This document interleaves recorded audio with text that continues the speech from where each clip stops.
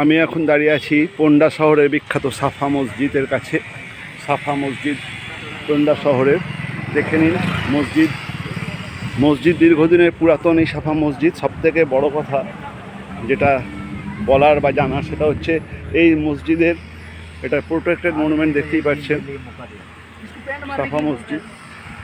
দীর্ঘদিনের প্রাচীন এই মসজিদ সাফা মসজিদ, এবং এই মসজিদের সঙ্গেই লাগোয়া এটাকে বলা হয় সাফা মসজিদের কেল্লা, যা জল দিয়ে সবসময় ভরা থাকে। আন্ডারগ্রাউন্ড ফোর্ট সাফা মসজিদ এবং তার আন্ডারগ্রাউন্ড ফোর্ট। এটা ইব্রাহিম আদিল শাহ 1560 সালে সাফা মসজিদকে তৈরি করেছিলেন। আর এতে একটা ওয়াটার ট্যাঙ্ক আছে। দেখুন সাফা মসজিদ সম্পর্কে যে প্রত্নতাত্ত্বিক নিদর্শন সেটা দেখে নিন।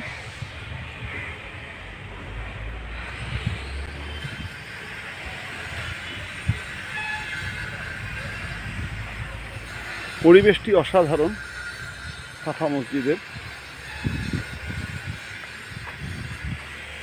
এবং এই ওয়াটার ট্যাঙ্কটি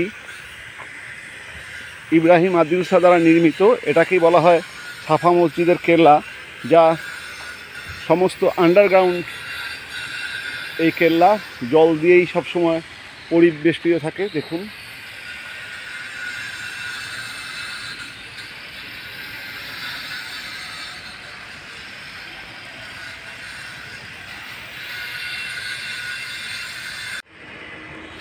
আমি এখন পোন্ডা শহরের বিখ্যাত সাফা মসজিদের সামনে। সাফা মসজিদ যা ইব্রাহিম আদিল শাহ দ্বারা নির্মিত 1556 খ্রিস্টাব্দে। এটি একটি এক কলাম মসজিদ এবং এটি একটি লিভিং মসজিদ, অর্থাৎ এখন প্রতিদিনই এখানে নামাজ পড়া হয়।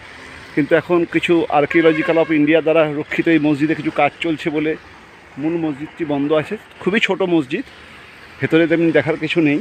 কিন্তু সবথেকে যেটা বড় বিষয় হলো এই মসজিদটি একটি ওয়াটার ট্যাঙ্কের উপরে অবস্থিত, একটা ন্যাচারাল স্প্রিং।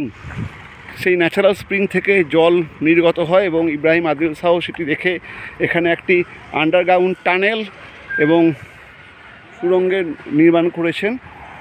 এবং সেখানে আপনারা দেখতে পাচ্ছেন এই যে সেই সুড়ঙ্গের মাধ্যমে জল এসে এই সব টানেলগুলো থেকে, আন্ডারগ্রাউন্ড টানেলগুলো থেকে জল এসে সামনে এই ট্যাঙ্কটাকে বা পুকুরটাকে ভরিয়ে রাখে সবসময়।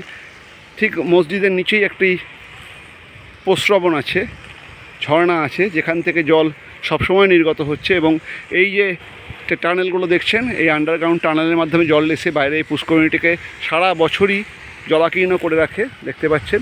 এই জন্যই সাফা মসজিদের এটাই বিশেষত্ব। সাফা মসজিদ, সাফা মসজিদের সামনে আমার ছোটো মেয়ে, সে বিভিন্ন পোজে ছবি তুলছে ঐতিহাসিক সাফা মসজিদের সামনে এবং সে বিখ্যাত আন্ডারগ্রাউন্ড টানেল এবং তার মাধ্যমে যে তৈরি হওয়া পুষ্করিণী। গোয়ার পোন্ডা শহরে ইব্রাহিম আদিল শাহ দ্বারা নির্মিত ঐতিহাসিক সাফা মসজিদ।